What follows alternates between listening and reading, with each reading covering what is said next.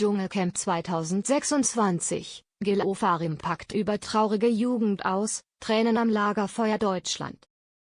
An Tag 11 im Dschungelcamp 2026 wird es emotional.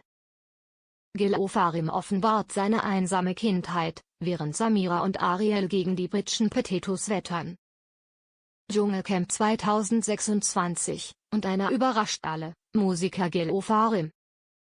Während bereits 3 Stars ihre Koffer packen mussten, blüht der Sänger sichtlich auf.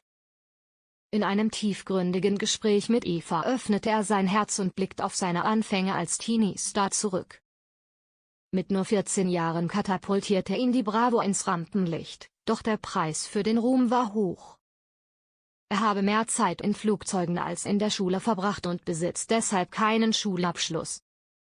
Gil gesteht unter Tränen, dass er seine gesamte Jugend opferte und mit 21 Jahren trotz Penthouse-Wohnung und vollem Konto der einsamste Junge der Welt war. Diese neue Offenheit kommt gut an, sogar ein Podcast-Deal mit Eva steht bereits im Raum.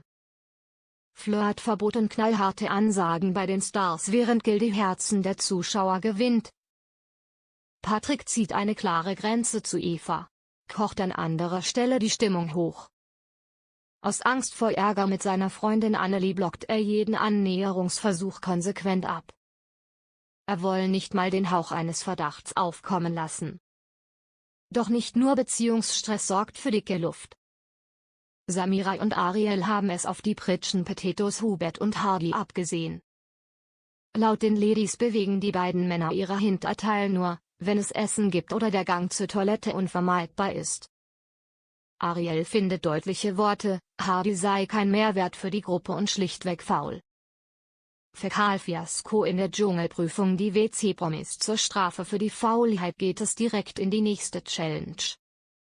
Unter dem Titel Die WC-Promis müssen Hubert, Simone, Patrick und Hardy zur wohl ekelhaftesten Prüfung der Staffel antreten. In engen Toilettenkabinen werden sie buchstäblich mit Schlotze, Kakerlaken und Mehlwürmern überschüttet. Die Aufgabe: in einer braunen Brühe aus Abfällen nach Werkzeugen suchen und Sterne abschrauben. Lediglich 3 von 9 Sternen können die Promis sichern. Das Ergebnis ist jedoch mehr als bescheiden. Das Urteil von Moderatorin Sonja Zietlow fällt entsprechend vernichtend aus: die Stars haben schlichtweg verschissen.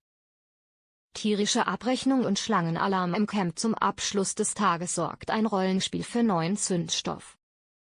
Die Camper müssen Tiertrophäen an ihre Mitstreiter vergeben. Ariel zögert keine Sekunde und überreicht Hardy das Faultier, eine klare Quittung für seine Trägheit. Besonders giftig wird es zwischen Samira und Eva. Samira kürt Eva zur Schlange der Gruppe und verweist auf vergangene Streitigkeiten. Zwar versucht Eva, das Label als Zeichen von Klugheit umzudeuten, doch die Fronten bleiben verhärtet. In diesem Camp häutet sich so schnell niemand freiwillig.